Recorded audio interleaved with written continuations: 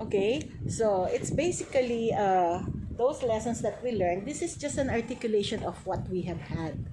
Okay, you have to understand the characteristics of a demand, which is there's always that willingness to buy, and you have the ability to buy it. That means you have money to buy the goods and services, so it is called demand. But come to think of it, if you're just going to look at it, you desire for it, but at present you don't have the capacity to buy it, that makes a lot of difference because that's not demand yet. Not until you are able to buy them, the goods and services remains to be something of your dream. For example, you saw a very beautiful bag and I'm going to save a lot of money so that I can buy that bag. So in so doing, the postponement that you have in mind render it not a demand yet, but remains to be a dream. At the same time, if you are going to characterize that demand, it is an elastic demand. Okay, that's a new term. When I say elastic demand, these are demand that you can live without. So when I say you can live without, mabubuhay kayong wala siya. Kaya nung wala kang pambili, pwede mo siyang i-postpone. Unlike when you are to look at it as a necessity, like rice, whether the price is so high at 100 pesos per kilo or even 200 pesos per kilo, let me tell you, you're still going to buy for that price. Why? It is a necessity. It is inelastic and it is part of your being human to really sustain yourself to live. So, if you are going to have the elastic and inelastic goods, which is still a demand, whether elastic or inelastic, you are now going to say whether it is elastic or inelastic demand. Now, let's go further a little bit more. What influences the volume of demand? Or what are some of the important factors why a demand will push to the right or to the left? What will influence your demand? Is it price? If you say it's price, then it is because your demand is price determined. When I say your demand is price determined, ang volume ng demand mo o yung dami ng demand mo ay nai-impluwensyahan ng kung magkano yung presyo. It's like saying, ay bibili ako ng marami kasi mura siya. Babawasan ko na lang yung konsumo ko kasi nagtaas ng presyo, ang grabe ang itinaas, 20 pesos. So, imbis na 4 bibilin ko, 2 na lang muna. So, if that is the case, you know what a demand curve is. It is downward sloping. That means, if you are changing the quantity of demand because of price, that is what you call the movement along the curve. Ibig sabihin, ang galaw ng goods ay nandun lang sa iisang curve. Okay? Nandun lang sa iisang curve. I'll show you what is the demand here. Teka ha. Pakita natin. Ayan, quantity demand. Ayan. Ang ibig sabihin ko kanina, if your desire to buy goods and services is influenced by the price, ang ibig sabihin, dati 8 pesos siya, Kaya ang nabili mo ay 4 na piraso lang. Ito, 4 na piraso. Ngayon, nung naging 2 pesos each, naging 10 ang binili mo. I'm sorry. Ang ibig sabihin yan, yung movement from dito na point up to this point, ano siya? Movement along the curve, at yun yung tinatawag nating price determined. Okay. Characteristics of a demand curve. Demand curve depicts the situation at a given period of time. Depicts the period at a given period of time. Okay. Demand curve slopes to the negative side. Bakit negative side ang slope ng demand curve nyo? Kasi, tingnan nyo yun. Ito yung price. Y-axis ang tawag dyan. This is your Y-axis and this is your X-axis. Anong nire-represent ng Y-axis? Lahat ng presyo, lahat ng cost. Pero pag sinabi mong X-axis, ang representation niyan lahat quantity. Nakuha nyo ba? Ang representation ng X-axis, lahat quantity. Ito. Ito, price. Okay? That is your Y-axis. So, in short, if you are to increase or decrease the quantity because of price, ano ulit ang movement mo? It is movement along the curve. Ngayon, if the situation is like this, originally, your demand is rice, okay? But then, you are influenced by the Westerners, I want to shift to a croissant as my meal. Okay? Croissant this time. Will you still be using the same demand curve here? Or you are going to entirely change the demand curve? Kasi if this demand curve is rice and you will be opting to demand for a croissant, therefore, you are going to have a different demand curve. Eh, paano kung mas mahal yung croissant kaysa yung rice? The more.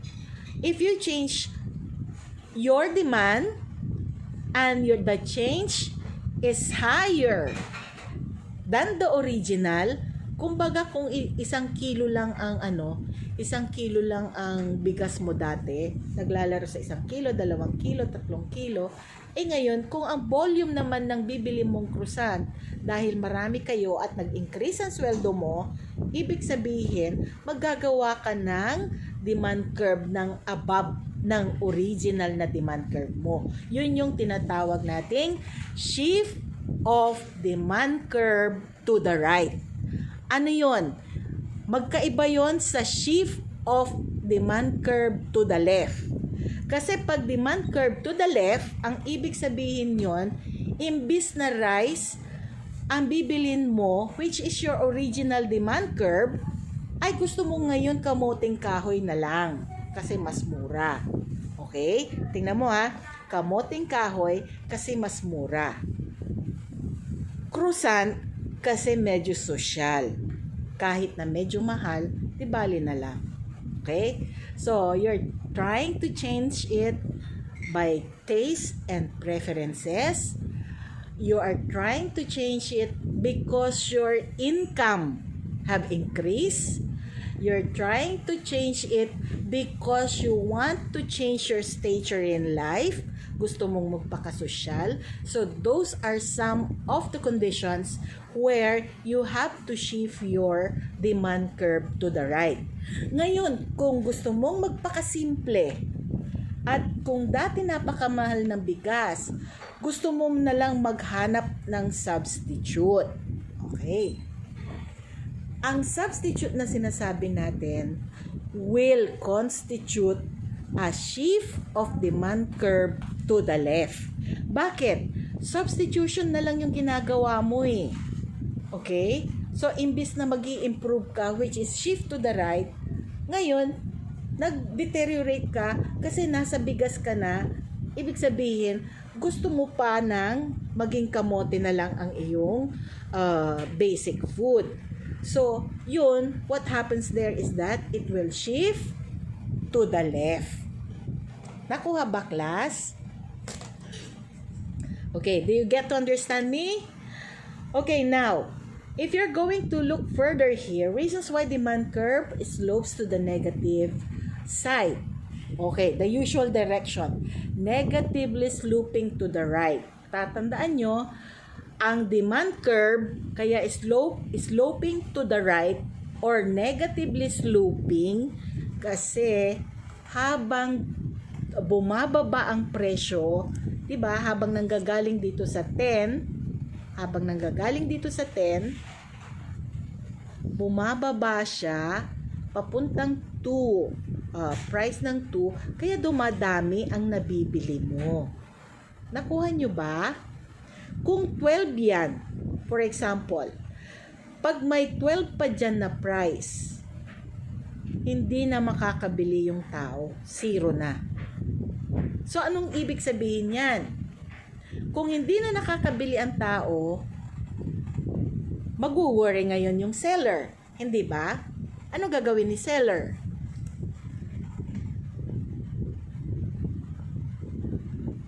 What do you think will happen to the seller?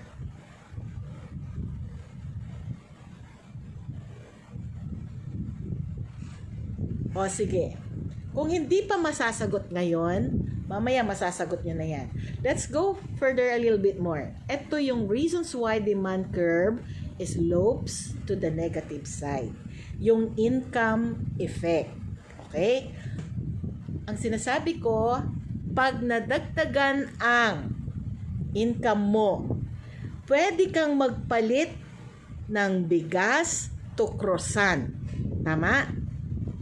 Pero pwede ka rin naman, bigas pa rin,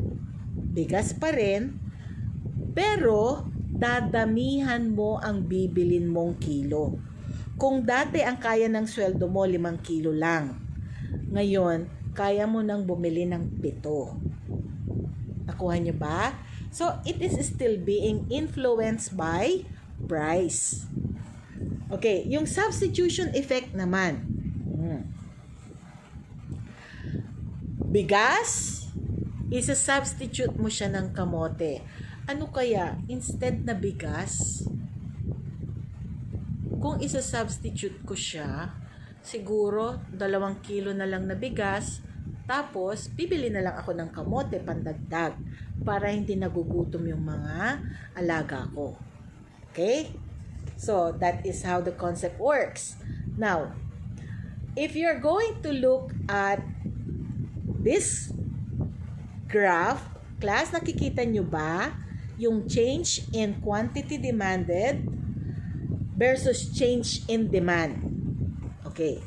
Ito yung sinasabi kong movement along the curve from point A to point B. From point A to point B. Ang ibig sabihin, nung ang presyo ay 1 peso, ang demand mo ay nasa quantity 1. Okay? Pabaliktad siya. Diyan yan. Dapat. Ito ay pataas ang presyo, pataas ang gusto ng nagtitinda. Nakuha nyo ba? From point A to point B on the same curve, that is movement along the curve. From point B to point A, that is still movement along the curve of the same demand. Ito naman, shift to the right, you have entirely changed your schedule higher than original. For example, let me put some inserts here. Insert. Okay, lagyan natin ng ganito. Okay, ito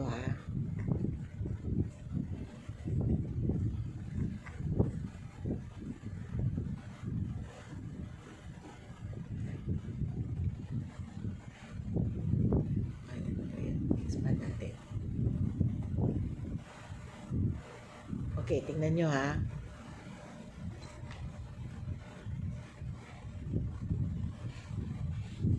Kung table ito,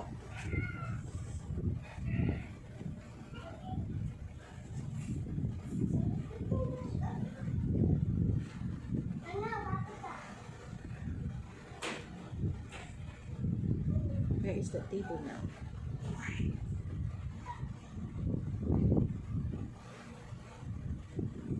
Oh my God. Nasaan na yung mga table ko? Diyos ko. Okay, I'll open one more word para hindi because that's a book kasi. Okay, here. Look at this. Ano yun? Yan na ABC ko. Wala pa. Okay. For example, this is your price. This is your quantity original. Can you view what is on the screen? Assuming that you have your 10 here. And then you have 8. You have 6. And you have 4. Okay? Class, nakikita nyo ba yung illustration sa screen?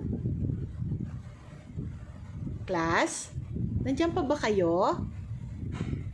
Nakikita nyo ba yung sa screen?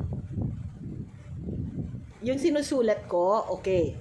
Kung ito dati ay 2, 4, 6, and 8, ito, okay.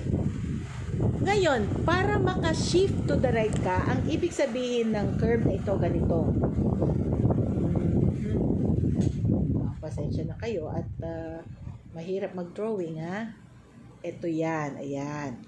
That is your price axis, which is called what? Price. Ito naman ay yung x-axis mo. So, if this is your x-axis, this should be for your quantity. And let me do a demand curve that represents your quantity original. Ito yung nagre-represent nung schedule na yan. Yang 2, 4, 6, 8. Okay? Ito naman, dito naman yung price 10, 8, 6, 4, 2, going down. And this is your point of what? Point of origin. You don't call that zero. You call it point of origin. Ngayon, what will constitute a shift of demand curve to the right? Okay. Yung demand curve shift to the right, ayan. Okay. That is a shift of demand curve. Teka, ayusin natin Okay. That is a shift of demand curve to the right. Kasi, ito yung quantity demanded one have different volume of purchase already. Different volume of demand. Pwedeng ito ay 5. Ito ay 10. Ito ay 15. At ito ay 20. Nakuha nyo ba? Itong column na ito is a representation of your Q1. Ito Q original. Okay, nag-shift to the right siya. Nakuha nyo ba, class? Now, I'm going to insert another column. what will now constitute, insert columns to the left. Okay. Okay, di ba ito yung price nyo kanina? Sige, ilipat natin itong price na ito. Copy, paste. Yan. So, ito wala na.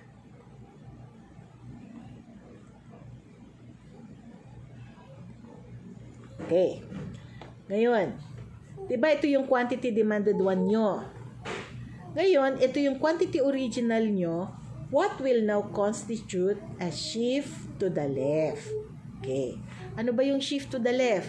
Ito yan. Ayan. Okay. That is your shift to the left.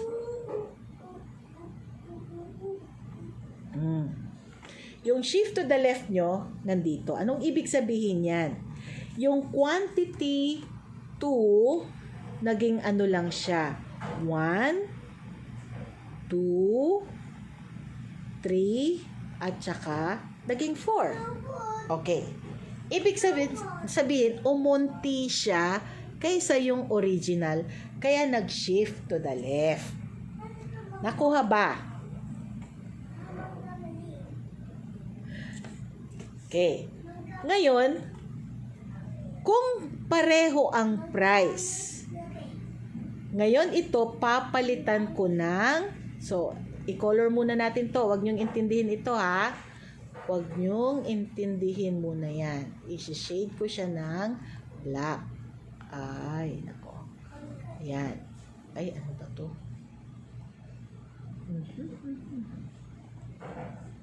Huwag niyo munang intindihin ito.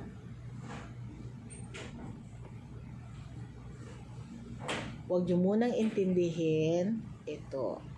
Sige. Okay. Diba may kulay siya? Ngayon, ang gagawin natin, gagawa ako ng supply schedule. Quantity supply, original. Okay. Original. Since ang price at quantity demanded ay inversely proportional, ngayon, ang representation naman ng inyong supply curve, ganito.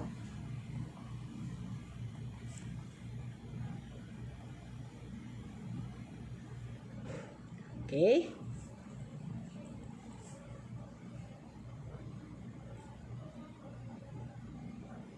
Okay. 'Di ba sabi ko dito price, tapos ito supply. Ngayon ito supply curve, ay quantity demand curve. Ito. Ngayon gagawa tayo ng supply. Okay, ang supply curve mo ayan. Okay. Kung supply curve 'yan, positively sloping to the right. Ibig sabihin, ito magiging ano? 8, 6, 4, and 2. Okay. So, anything na pababa ay quantity supplied kung ang presyo ay pababa din. Pero kung ginawa nyo yung price, ay, what's this? Pero pag ang ginawa nyo dun sa price ay pataas, which is 4, 6, 8, 10, ito dapat 2, 4, 6, 8 din. Dapat parehong bumababa, parehong tumataas. Get it right? So, ito ay supply curve. Ngayon, i-shift natin ito to the right. Paano ang shift of demand curve to the right? Mag-shift tayo ng demand curve to the right. Ayan na siya. Oh, that is your demand curve. Shift to the right. Demand curve, shift to the right. Okay. Ngayon, paano naman ang supply curve, shift to the left? O, dito siya. Okay? That is how you're going to do your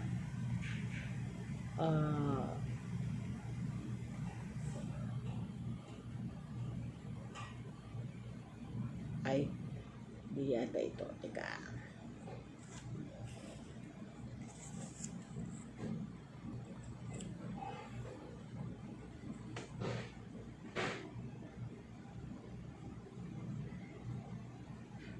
Ito na lang, baliktarin na lang natin.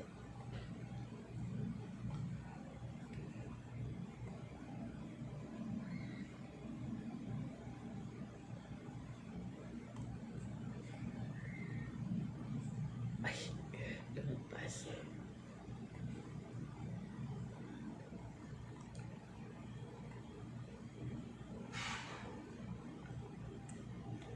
Okay.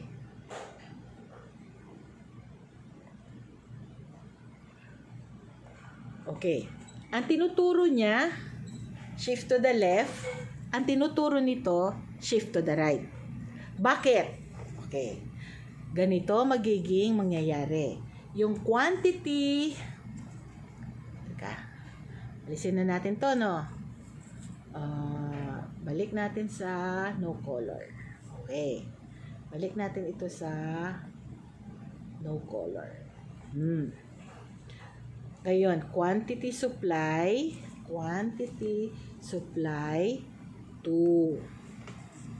Anong mangyayari dyan? Dapat ay mas mataas. Ito pwede siyang, kasi pababa siya, di ba? Pwede siyang kasi nag-shift to the right, pwede siyang 20. Ay, ali. 20. Tapos ito magiging 15. Tapos ito magiging 10. At magiging 5 naman ito. Okay? May shift to the right ka na. Ito, shift to the right. Ngayon ito, shift to the left, di ba? Magiging quantity supply 2 pala ito. 2. Ito ay 1. Okay. Magiging, kasi ito kasi ay 8 na siya. Ngayon, nagiging 4, 3, 2,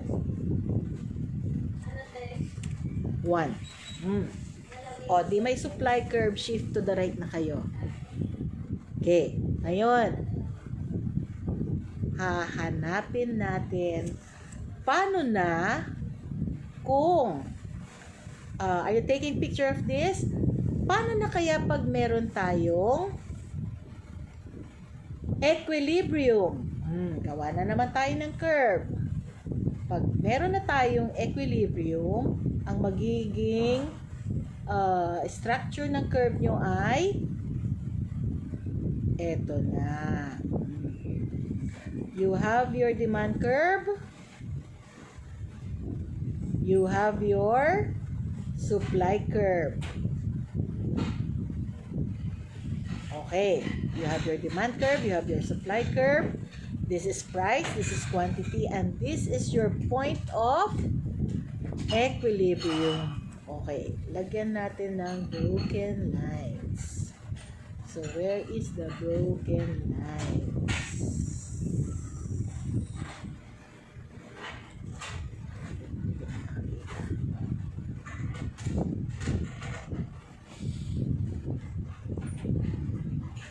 Siguro ganito na lang gawin natin. Okay.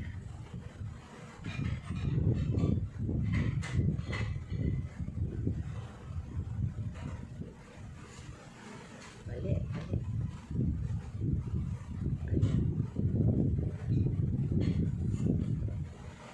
Okay. Pasensya nyo na drawing natin para tayo naglalaro eh. Okay. Tapos naman ito. Ang ibig sabihin yan, ang point of equilibrium mo nandito. O, ano ang ibig sabihin niyan na table? Insert na naman tayo ng table. Insert table.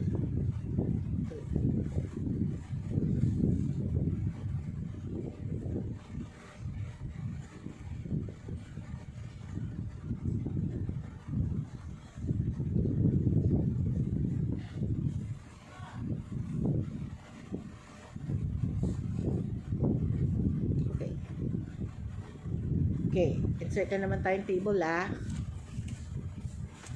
Ay, naku po. Lagyan natin ng pagitan. Ito ay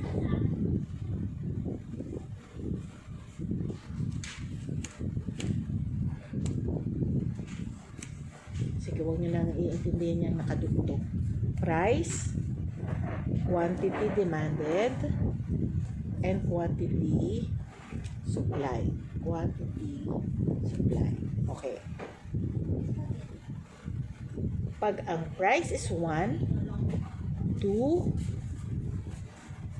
3, at saka 4, ito ay 4, 3, 2, 1. At ito ay magiging ano? 1, 2, 3, 4. Oh, di ba? Now, from the way you look at it, where do you think is the equilibrium? From the way you look at it, where is the equilibrium? Between 2 and 3. Okay. Tama ba? Paano pag-determine ng equilibrium? Ayan, dyan sila nag-intersection.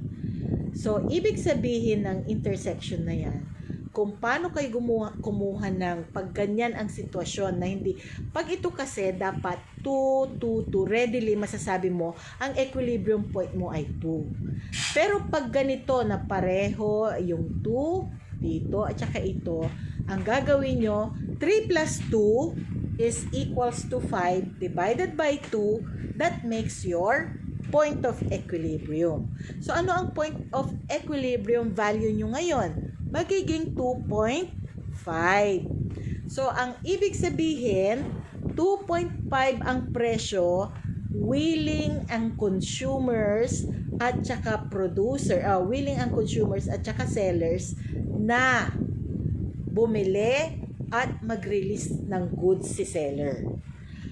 Willing sa presyo ng 2 pesos at saka 50 centavos, willing si buyer na pakawalan yung 250 niya in exchange of the goods, at si seller willing din naman siyang tumanggap ng 250 at pakakawalan niya yung goods sa kanya. Nakuha niyo ba?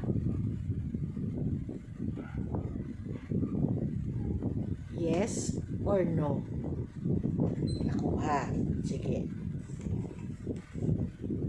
Ngayon, gagawa ako ng pumili kayo dito A, B, or C. A, B, or C. Okay, ngayon. Increase of income.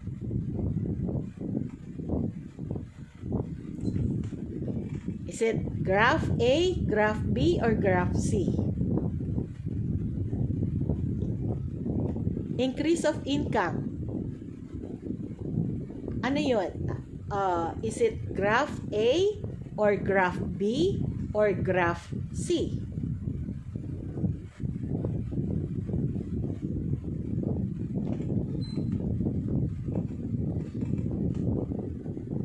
Oh, bakit nilayasan nyo na ako? Ano na? Are you still there? O ano nang nangyari sa ano?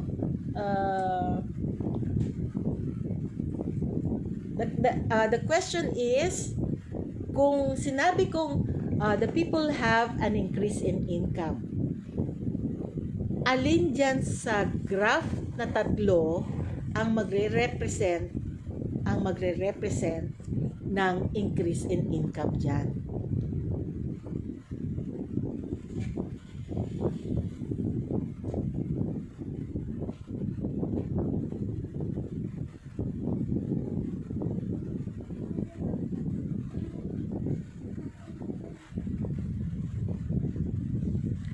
Hello?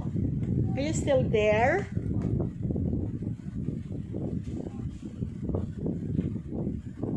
Are you still there?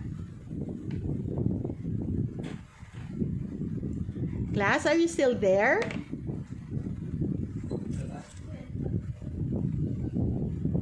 Nandiyan pa ba kayo? Nakikinig pa ba kayo? Wala na yata kayo. Mr. Martinez, where are you?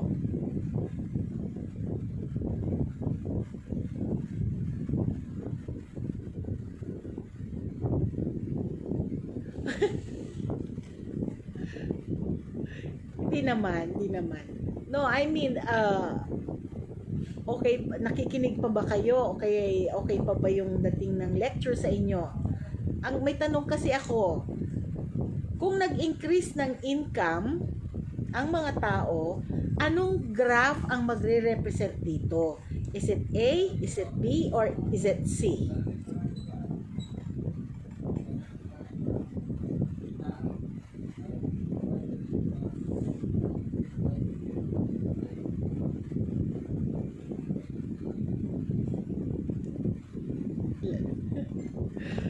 Oo nga. Hindi bale. How about the others? Okay, if you say it's B, is it how about the others? Do they have other opinion? Why? Can others say something also? Is it A? Is it B? Or A? According to Jet, it should be letter A. Okay. According to Mr. Martinez, it's B. Okay. How about the other? Giancarlo Pascual.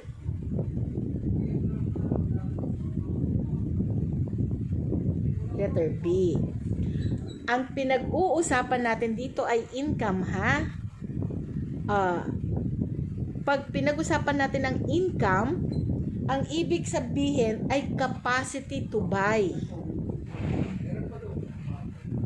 If it is a capacity to buy, therefore, it is letter A. Nakuha nyo ba? Letter A. Ay, naku. Dadagdagan ko pa ba? Or baka lalo kayong malito? One more.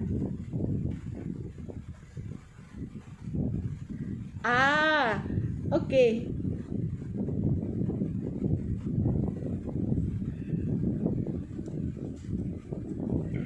Ito kasi yung demand curve, ito kasi yung demand graph. Ito yung original, basta yung downward sloping yan, basta pag ganyan, demand curve yan. Okay? Yung arrow, shift to the right yan. Etong arrow na ito, papunta sa left. Shift to the left. Ito ay supply curve.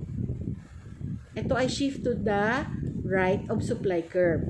Ito ay shift to the left of the supply curve. Okay? Meron pang isa na gusto kong sige, last na to, ha? Last na to. Gagawa pa ako ng isang curve. Ito is your y-axis. And then you have your x-axis here. Okay. Ngayon, gagawa pa ako ng isang demand curve. Okay. And then, let me choose a symbol.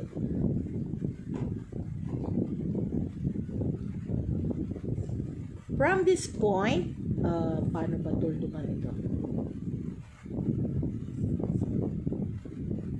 Okay. From this point, which is, for example, 5.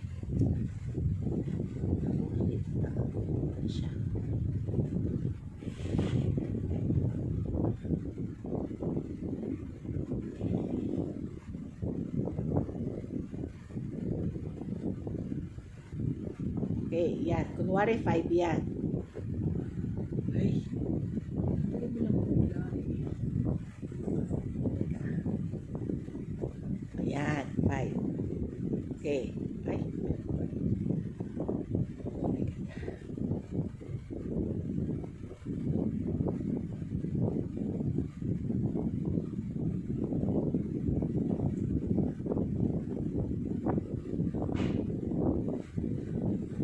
Okay, that is 5.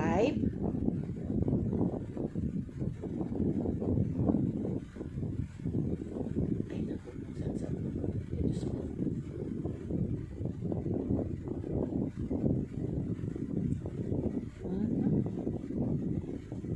Nakakainis naman ito eh.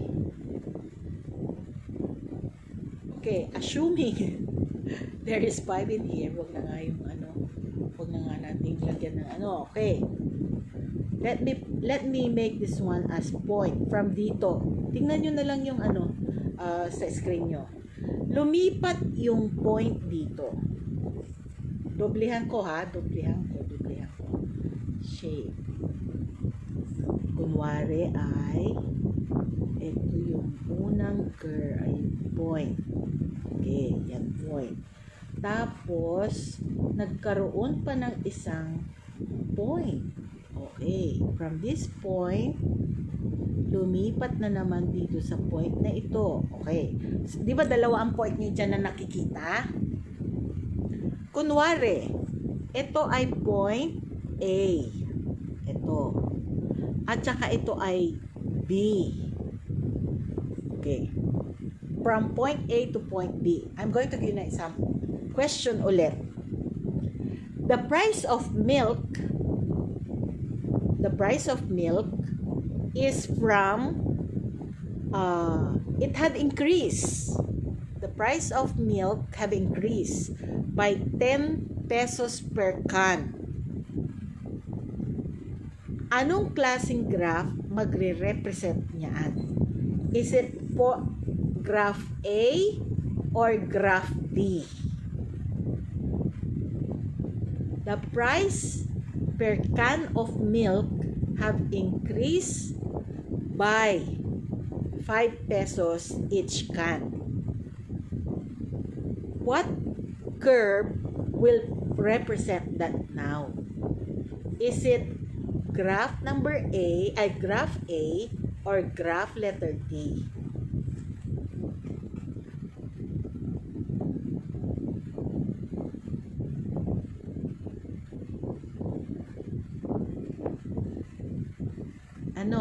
Is it a graph A or graph D?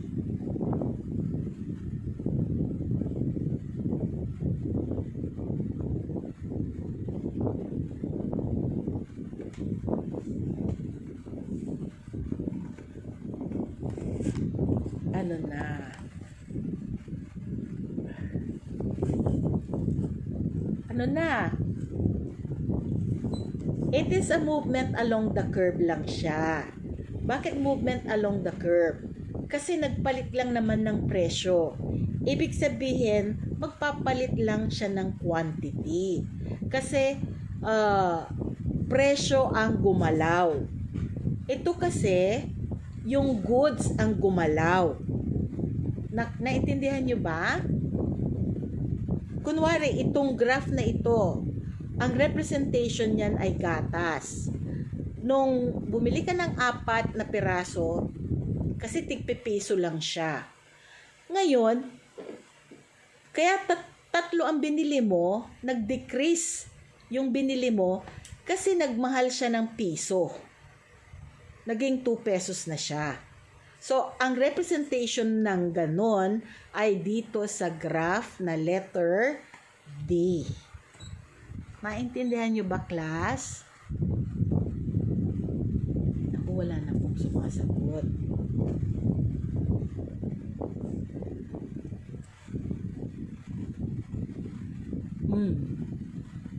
Oo, it's the same, it's within the same slope.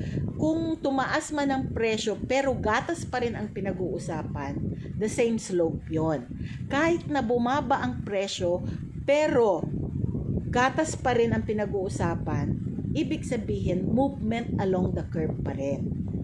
Kaya lang yung arrow niya, pagpataas ang presyo, umunti yung bibilin mo, yung arrow mo, papunta sa taas. Nakuha nyo ba? Yung movement niya, from point A, papuntang point B. Pataas yung arrow niya. Kasi diyan, sa movement along the curve na sinasabi ko, pareho siyang curve, pero since bumaba ang presyo ng gatas, dumami ang binili mo, yung volume ang nagalaw. At dito naman, kung pataas naman yung arrow mo, kung tumaas ang presyo ng gatas, ay kasi konti ang binili mo. Kung dumami ang binili mo na gatas, kasi nagbaba ng presyo. Bakit umunti ang binili mo? Kasi tumaas ang presyo. Nakuha ba?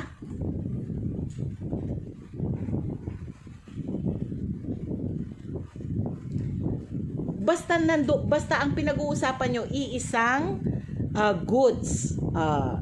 Pwedeng, yung gatas yun, isang curve, di ba? Doon sa curve na yun, maraming points yun.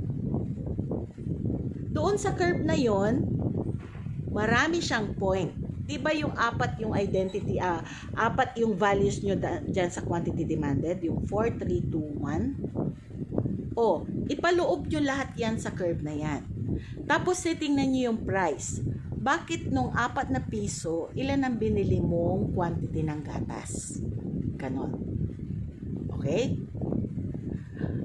Nung price ay bumaba, naging 3 pesos, bakit naging 2 na ang quantity ng gatas na binili mo? Habang bumababa yung presyo, dumadami yung quantity ng binibili mong gatas. Tingnan mo, pag ang presyo na lang ay 3 pesos, ilan ang binili mong gatas? Diba nadagdagan ulit yung binili mo kasi bumaba? I'm sorry. Okay?